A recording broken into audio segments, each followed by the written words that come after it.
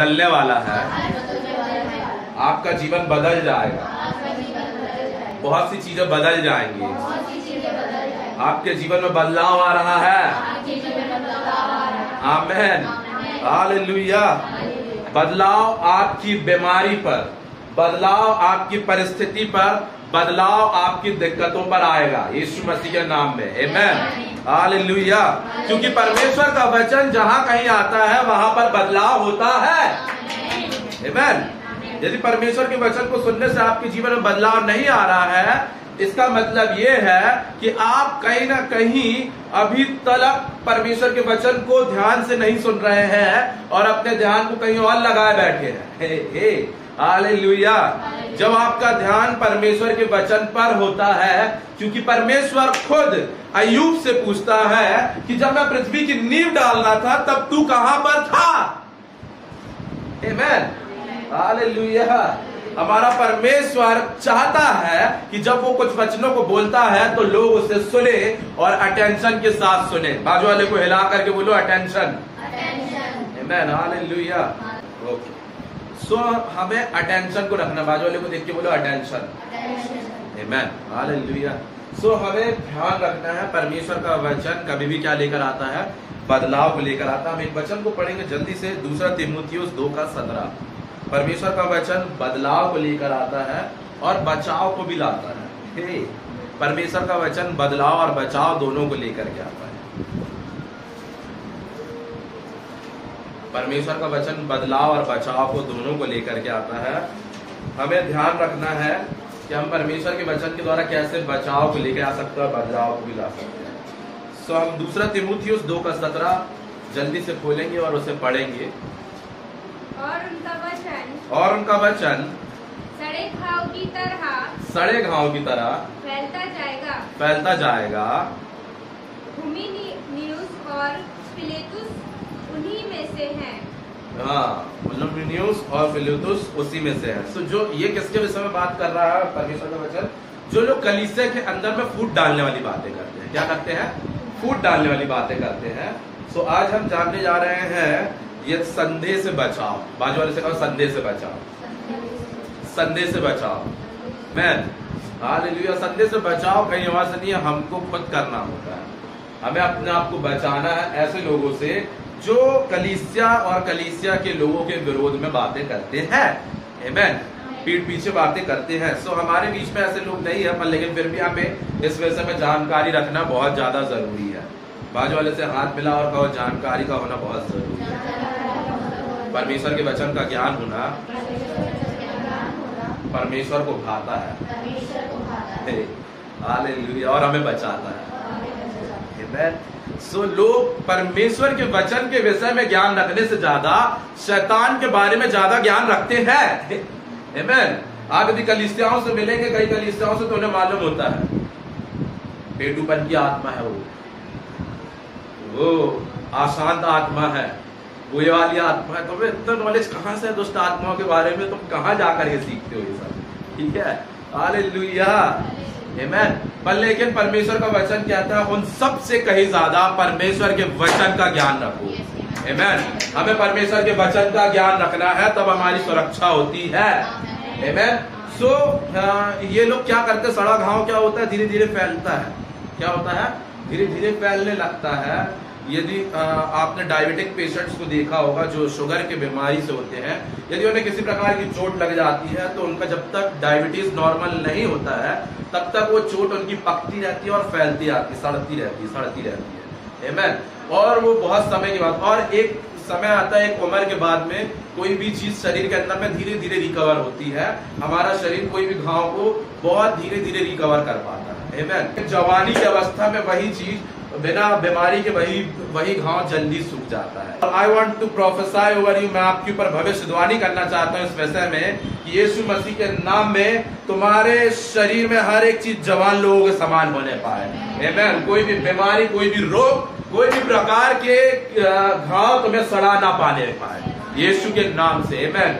और किसी भी व्यक्ति की सड़ी हुई बातें जो सड़े घाव के समान होती है तुम्हारे मनों को परिवर्तित ना करने पाए। आमीन। और तुम्हें हिलाने ना पाए परमेश्वर के वचनों से। आमीन। कुछ लोग ऐसे होते हैं जो कलीसिया से तुम्हें जुदा करना चाहते हैं, अलग करना चाहते हैं, इसलिए पीठ पीछे तुम्हारे अंदर में गलत मैसेज डालेंगे, अरे क्यों जा रहा है, क्या है वहां पे, तुझे क्या मिलता है। आमीन। सो उनकी बातें सड़े घाव के समान है। क्या है? सड़े घाव के समान है। कोई तो आपको बोलता है कि क्यों जल्दी जाना चर्च, 10:30 बजे है चर्च, तो तुम घर से ही 11:15 बजे निकलो। सो ये कौन बोलता है तुम्हें? कोई दूसरा व्यक्ति, ये तुम नहीं हो। ये कौन है? कोई दूसरा व्यक्ति है जो तुम्हारे मनों में मैसेज को डाल रहा है धीरे धीरे कि अरे और चीजों को, और बर्डन को डाल देगा, और चीजों को कर देगा ताकि आपको वो परमेश्वर से जितना आप करीब होना चाहिए उससे आपको दूर रख सके। पर लेकिन हम एक ऐसी कलीसिया है जो परमेश्वर के सबसे करीब रहने वाले लोग हैं। हम कलीसिया है जो परमेश्वर के करीब रहेंगे, क्योंकि परमेश्वर ने अपनी कलीसिया को इसलिए बुलाया ताकि वो उसकी सुने और उसके करीब रहे। हालेलुया। पर लेकिन लोग गलत मैसेज को सुनते हैं और उसके कारण परेशान होते रहते हैं। आपके साथ में जो चीजें हो रही है ना, जो लोग आपसे बोल रहे हैं, कई प्रकार के गलत शब्दों को बोल रहे हैं। हमने भजन संहिता भी पढ़ा, हमने वहां पर सुना कि लोग दुष्ट हमारे विषय में गलत बातों को बोलता है। ठीक है, सो ये दुष्ट के काम है। क्या करता है दुष्ट? हमारे जीवन में आकर के उन बातों को, उन वचनों को डाल देता है ताकि हम परमेश्वर से जुदा हो जाए, परमेश्वर की आराधना करने से दूर रहें, परमेश्वर पिता की कलीसिया में ज्यादा समय बिताने से ज्यादा हम अपने कामों में ज्यादा व्यस्त रहें। तो ये शैतान की तरफ से आपके मनों में मैसेज डाला जाता है, अभी नहीं बाद में, अभी नहीं बाद में, थोड़ी देर लेट हो जाएंगे तो क्या हो जाएगा, कौन सा बड़ा काम है। आमीन। सो ये कहां से आता है? शैतान की ओर से, या आपकी ओर से नहीं है। और आपको समझना है कि आप किसकी सुनना चाहते हैं। आप अपने मन की, आप अपने खुद के मालिक होना चाहते हैं कि आपका मालिक शैतान बन जाए। आपने ये ध्यान रखना है, जब आप शैतान की बातों को सुनकर के उसे फॉलो कर रहे हैं, तब आपका मालिक कौन हो गया? शैतान हो गया। आपके इच्छाओं के ऊपर कौन राज्य कर रहा है? शैतान राज्य कर रहा है। लेकिन जिस पल आप पवित्र आत्मा को अपने ऊपर राज्य करने देते हैं, सो वो आपकी दुनिया का, आपकी जीवन का सबसे बेस्ट पल बन जाता है, जो आपको उन्नति की राह पर लेकर के चलता है। आमीन।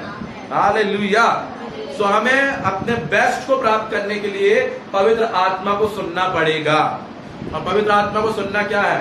जितना हो सके उतना कलीसिया में परमेश्वर के साथ संगति करना, जितना हो सके परमेश्वर के साथ में संगति करना, और अपने जीवन में हर बातों में अपने परमेश्वर को प्रथम रखना, हर बातों में अपने परमेश्वर को प्रथम रखना। यही पवित्र आत्मा की बातें हैं जो आपको वो बार बार कन्विक्ट करता है कि नहीं यार, तू ये जो करने जा रहा है, इससे पहले एक बार प्रार्थना जरूर कर ले, एक बार तू जरूर बाइबल पढ़ ले, एक बार तू जरूर चर्च चले जा।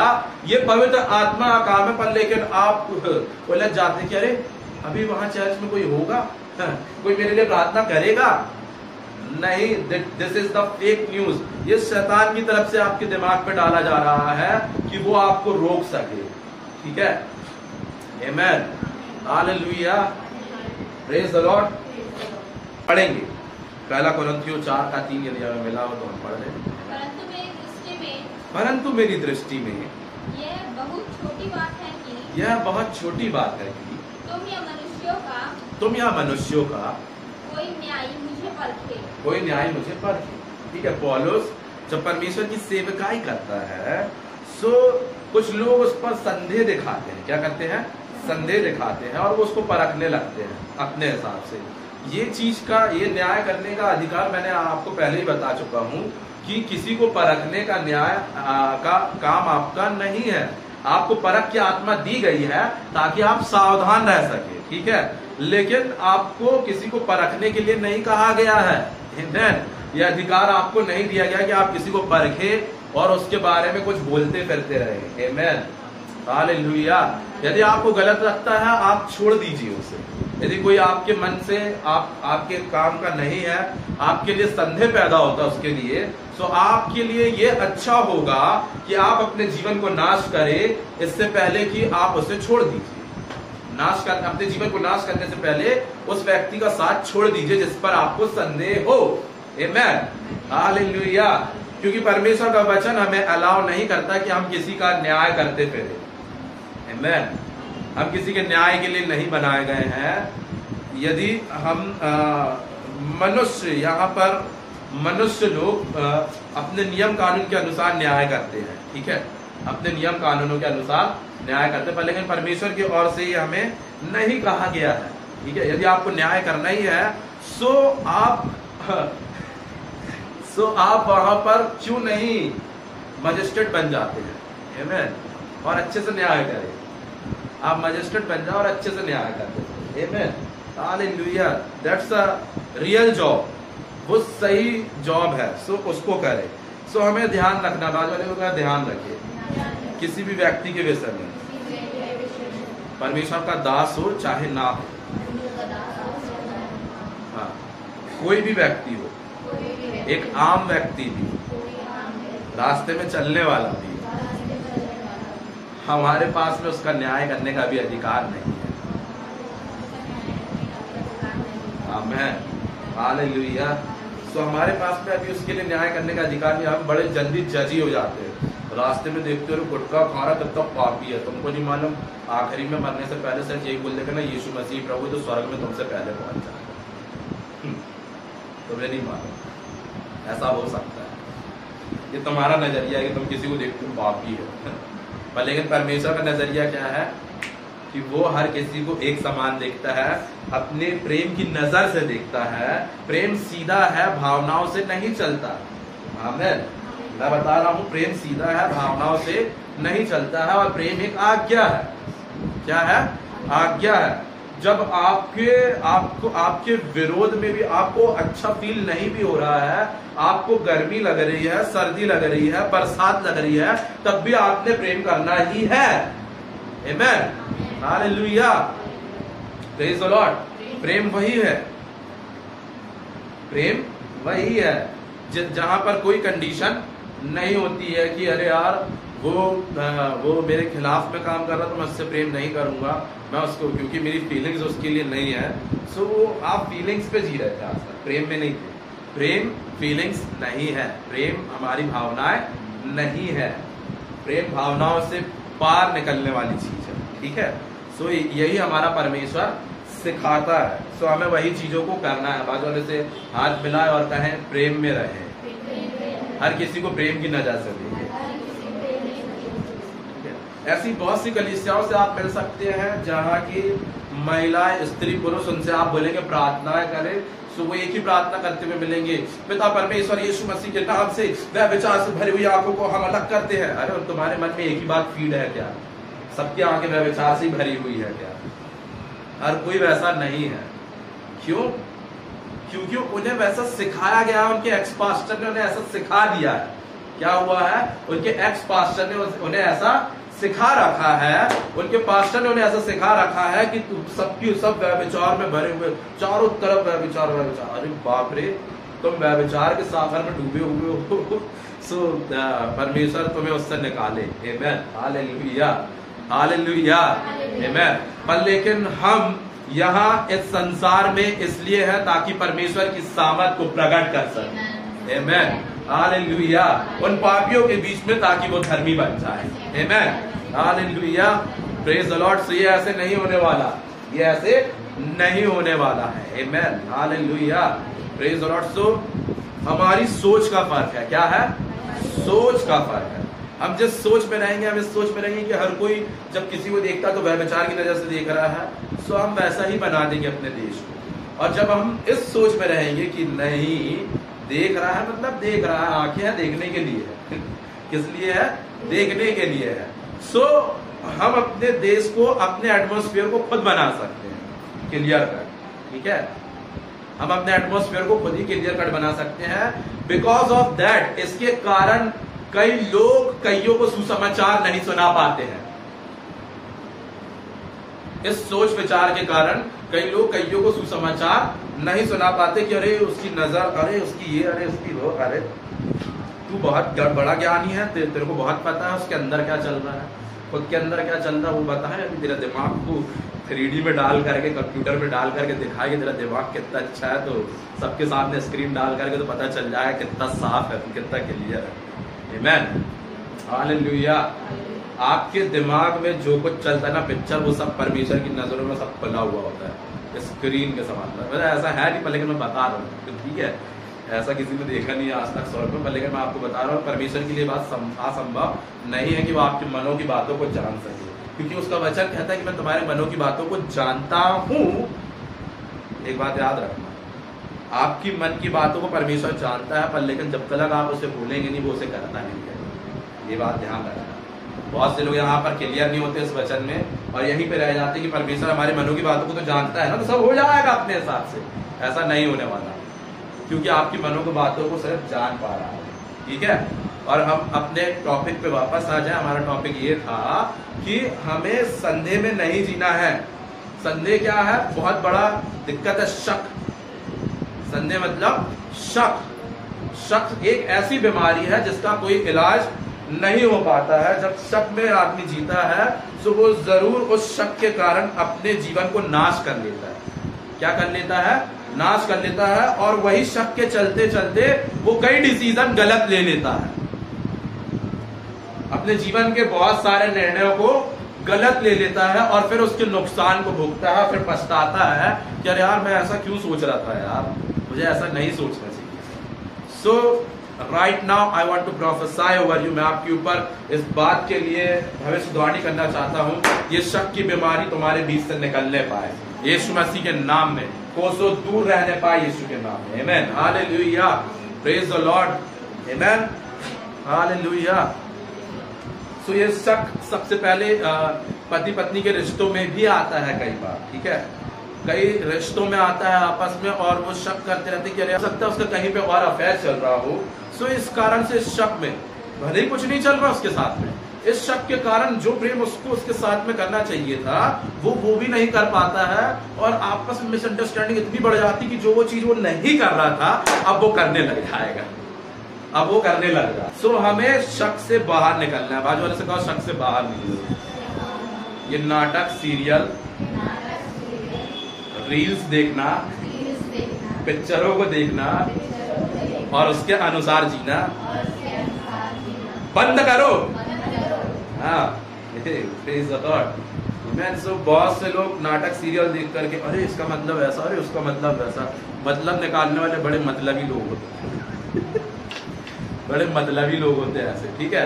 सो मतलब निकालना बंद करो। बाजू वाले से कहो, मतलब निकालना बंद करो। सीधा सीधा है, ठीक है। बहुत से लोग होते हैं बुराई कर देंगे पीठ पीछे, जैसे ही आप सीधे मन के हो तो आपसे उसने बुराई करा, उदाहरण के तौर पर, ठीक है। एक पर्सन है ए, बोलो ए, एक पर्सन है बी, मतलब पर्सन मतलब एक आदमी है ए, दूसरा आदमी है बी और तीसरी है सी, ठीक है, तीसरा व्यक्ति है सी। सो ए ने सी के पास में गया और बी के बारे में कुछ कहा, ठीक है, कुछ कहा, ए ने सी के बारे में कुछ कहा, अब बी के बारे में, ठीक है। अब बी सी के पास पहुंचा तो सी को बड़ी खलबली थी। क्या थी? खलबली थी कि मैं उसको बताऊं तेरे विषय में ना वो ऐसा बोल रहा था, तेरे विषय में ना वो ऐसा बोल रहा था। सो अब बी के मन में क्या आया कि मैं उससे अब पूछूंगा, मैं गुस्सा करने से पहले उससे पूछूंगा। तो ये बी गया ए से पूछता है कि भाई साहब आपने मेरे बारे में उसको ऐसा बोला, सी को ऐसा बोला। सो वो बोलता नहीं मेरा मतलब था, बोला मतलब बोला, मतलब से मतलब नहीं है, बोला कि नहीं बोला ये बताओ, क्लियर, ठीक है। जो लोग अपनी बातों को बार बार पलटते हैं, मेरा मतलब ये था, मेरा मतलब वो था, कहानी खत्म, कहानी खत्म। अपनी बात के अपनी जबान के लोग नहीं है। मतलब निकालना बंद करो। बाजू वाले से कहो, मतलब निकालना बंद करो, ठीक है। सो आप बुराई करना भी चाहते हो और उसके बाद में उसको झेलना भी नहीं चाहते, लेना भी नहीं चाहते हो। सो ये दिक्कत की बात है। क्या है दिक्कत की? देखो ऐसा कुछ हुआ नहीं है हमारी कलीसिया में, लेकिन मैं सिखा रहा हूँ। क्या कर रहा हूँ? सिखा रहा हूँ, टीचिंग दे रहा हूँ। बाजू वाले से बोलो टीचिंग मिल रही है, शिक्षा मिल रही है, क्योंकि हम जीवन को जी रहे हैं, जीवन के अंदर में ये सब चीजें चलती हैं। भले ये चीजें आपके साथ में यहाँ कलीसिया के अंदर नहीं होगी, पर लेकिन बाहर हुई होगी, और आप अपनी उस इमेजन को जब मैं आपको बता रहा था तो आपको वो याद आया होगा कि हाँ यार मेरे साथ में ऐसे ही धोखा हो गया, ऐसे ही में धोखा हो गया। शैतान बड़ा चालाक है वो युक्तियों को लेकर आता है आपके सामने, खुद नहीं आता, वो अपनी युक्तियों को डालता है। और बाइबल कहती है कि आपको उसकी युक्तियों का सामना करना है, शैतान का नहीं। हालेलुया। यदि आप इफिसियों अध्याय 6 में जाकर के पढ़ेंगे, सो हे मेरे प्रियो सावधान रहो, अपने हथियारों को ले लो और किसका सामना करो? शैतान की युक्तियों का सामना करो। शैतान का नहीं, उसकी युक्तियों का सामना करना है। और लोग बड़े प्रार्थना करते थे, in the name of Jesus, शैतान निकल जाए, आमीन। पर लेकिन वो आज भी खड़ी हुई है, वो परिस्थिति आज भी वही चीज खड़ी हुई है, वो बीमारी आज भी खड़ी है, वो समस्या आज भी खड़ी हुई है। क्यों नहीं जा रही? क्या आपका चिल्लाना कम था और जोर से चिल्लाओ, ठीक है? नहीं, पर लेकिन आप समझ नहीं पाए परमेश्वर के वचन को। वो शैतान की युक्ति है, आपको सही कमांड देना पड़ेगा। जब आप सही कमांड दोगे तब सही काम होगा। आमीन, हालेलुया, प्रेज द लॉर्ड। यदि आप वॉइस कमांड कोई भी चीजों को यूज करते होंगे, सो जैसे आप गूगल सभी लोग यूज कर रहे हैं ना आजकल। गूगल पे लोग आजकल माइक दबाते हैं और बोलते हैं। यदि आपका उसमें क्लियरली कमांड नहीं जाएगा तो वो क्लियर आंसर नहीं देगा आपको, ठीक है? इसका मतलब वो गड़बड़ नहीं है, गड़बड़ आपका कमांड है। क्या है? आपका कमांड, आपका प्रोनाउंसिएशन आपका गड़बड़ है, आपको वो क्लियर करना पड़ेगा। आप कई बार कुछ शब्द को बोलते रहते हैं और वो उसको रिकॉग्नाइज नहीं, उसको पहचान नहीं पाता है। क्यों? क्योंकि कमांड सही नहीं पहुंच पा रही उसके पास। जैसे उसके पास सही कमांड पहुंचेगी, वो सही रिजल्ट को ला करके देगा। और मैं आपके ऊपर भविष्यवाणी करना चाहता हूं कि आप वो कलीसिया हो जो सच को जानती है और सही कमांड करेगी और अपनी परिस्थितियों पर विजय को प्राप्त करेगी। आमीन, हालेलुया। अपने कमांड को सही तरीके से इस्तेमाल करो। बाजू वाले को अपने कमांड को सही से इस्तेमाल करो। आमीन, हालेलुया। हम पहला राजा अध्याय 4 पद संख्या 32 को पढ़ेंगे। पहला राजा 4 का 32 फटाफट खोल लिया करो। हाँ, उसने 30,000 हाँ, नीति वचन कहे, उसने 3,000 नीति वचन कहे और उसके 1,000। कौन है ये? सुलेमान है। कौन है? सुलेमान, जो बुद्धि के वचन, नीति वचन बोल रहा है। कितने? 3,000 नीति वचन। हाँ, और उसके 1,000 हाँ, 5 गीत भी हैं। 1,005 गीत भी हैं, ठीक है? सो आपको बुद्धि में चलने के लिए नीति वचन रोज पढ़ना है, ठीक है? इन संदेह से बचने के लिए, इस संदेह से बचने के लिए आपको जरूरत है कि आप परमेश्वर के वचन को, नीति वचन को भी पढ़े, ठीक है? यदि आप नीति वचन नहीं पढ़ेंगे तो आप निर्बुद्धि बन जाएंगे। आपके पास बुद्धि काम नहीं करेगी, आपको समझ नहीं होगी किस प्रकार से काम करना है, जीवन में किस प्रकार चला जाता है। जो बातें मैं आज आपके बीच में रख रहा हूँ, नीति वचनों के अनुसार रख पा रहा हूँ, ठीक है? उसके कारण ही रख पा रहा हूँ, क्योंकि मैं पढ़ता हूँ इसलिए आपसे बोल सकता हूँ, ठीक है? मैं आपसे वो चीजें नहीं बोलता हूँ जो मैं नहीं कर रहा हूँ, मैं आपसे वो चीजें बोलता हूँ जो मैं कर रहा हूँ, ठीक है? मैं आपको पहले भी बता चुका हूँ, मेरे पास में कई प्रकार की शिक्षाएं रखी हुई हैं, बेस्ट से बेस्ट शिक्षाएं रखी हुई हैं। मैं आपके बीच में बहुत अच्छे तरीके से ला करके सुना सकता हूँ और आपको भी बड़ा मजा आएगा। आप बोलेंगे अरे वाह यार, क्या नई चीज सीखने को मिली। लेकिन वो कोई काम की नहीं है, क्योंकि वो मैंने अपने जीवन में जिस तरीके से उसको अप्लाई नहीं कर पाया हूँ, उसका एक्सपीरियंस नहीं लिया है, उसका अनुभव नहीं लिया है, तो मैं आपके बीच में उसको उस तरीके से नहीं रख पाऊंगा। मैं उन चीजों को उस तरीके से आपके बीच में नहीं रख पाऊंगा जो आज जिस तरीके से जिन चीजों को मैं आपके बीच में रख पा रहा हूँ, जिस हियाव के साथ में आपके पास रख पा रहा हूँ। यीशु मसीह को लोग देख करके कहते थे कि बड़े हियाव के साथ में यीशु समाचार सुनाता है। अरे बाप रे, क्यों? क्योंकि उसके अंदर परमेश्वर का आत्मा है और वो जो कुछ बोल रहा था उसने पहले उसमें जीवन को व्यतीत करा है।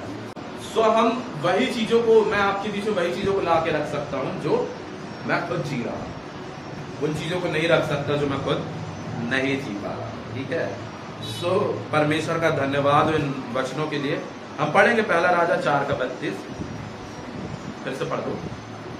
उसने 3,000 नीति वचन कहे, उसने 3,000 नीति वचन कहे और उसके 1,005 गीत भी हैं। 1,005 गीत भी है। तो हमें नीति वचन को और 1,005 गीतों को भी पढ़ना है, बाइबल के अंदर में ढूंढना है, उसे ढूंढना चालू करो, पढ़ो उनको और उसके अनुसार जीवन को व्यतीत करो, ठीक है? हमें बुद्धि की बहुत ज्यादा जरूरत है, बुद्धि और समझ की। इस जीवन को जीने के लिए सबसे ज्यादा बुद्धि और समझ की और बुद्धि और समझ कहाँ से आते हैं? परमेश्वर के वचन के ज्ञान से। ठीक है, कहाँ से आता है? परमेश्वर के वचन के ज्ञान रखने से। आमीन। सो यहाँ पर स्वर्गदूत है, मैं इन बातों को महसूस कर सकता हूँ। आमीन। आपको जिन चीजों की जरूरत हो तो आपके बीच में वो काम हो जाएगा। सही कमांड को बोलिए, कमांड सही रखें, ठीक है, आपके लिए वो होगा। दूसरा कुरिन्थियों 3:6 पढ़ेंगे। जिसने हमें नई वाचा के सेवक होने के योग्य भी किया। शब्द के सेवक नहीं। किसके सेवक नहीं? शब्द के। किसके नहीं? किसी के शब्द के आप सेवक नहीं बनना है, लेकिन किसके सेवक बनना है? परमेश्वर के आत्मा के और उसके वचन के। ठीक है, हमने परमेश्वर के सेवक बनना है। सो मैं आपको बताना चाहता हूँ, यहाँ पर हम किसी के बोलने से ये सेवकाई को नहीं कर रहे हैं, किसी मनुष्य के बोलने से नहीं कर रहे हैं। यदि मनुष्यों की बात सुनोगे तो लोग मेरे विषय में क्या क्या बातें करते हैं आप तो नहीं मानते। आमीन, हालेलुया। लेकिन पीठ पीछे सब बुरा बोलते, पर लेकिन जिस दिन उनकी परेशानियां आती है तो वो खुद सामने आकर के बोलते भैया मेरे लिए प्रार्थना करो। आखिर में वो ये जानते हैं कि हमारे समस्या का समाधान यहीं से होना है।